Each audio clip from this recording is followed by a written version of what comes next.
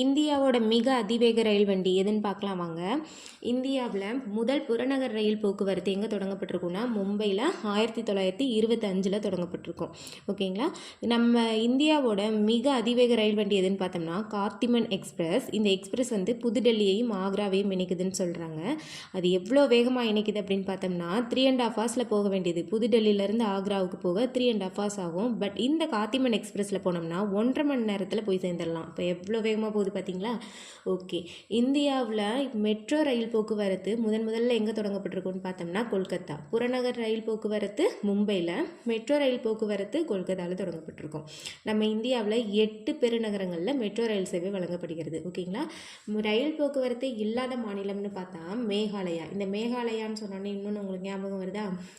மேகாலயாவில் மவுசென்ட்ராம் அப்படிங்கிற இடத்துல தான் மிக அதிக மழை பொழியுது அப்படிங்கிறத படிச்சிருப்போம். அதே மாதிரியே இந்திய ரயில் போக்குவரத்து அமைப்பு தான் நம்ம ஆசியா கண்டத்தில் மிகப்பெரியது. உலக அளவில் பார்த்தோம்னா 2வது பெரியது. ஓகேங்களா. இந்த கண்டென்ட் உங்களுக்கு யூஸ்ஃபுல்லாக இருந்திருக்கும்னு நினைக்கிறேன். இது மாதிரி நிறைய கண்டென்ட் பார்க்க என்னோட இந்த சேனலை சப்ஸ்கிரைப் பண்ணிக்கோங்க. தேங்க்யூ.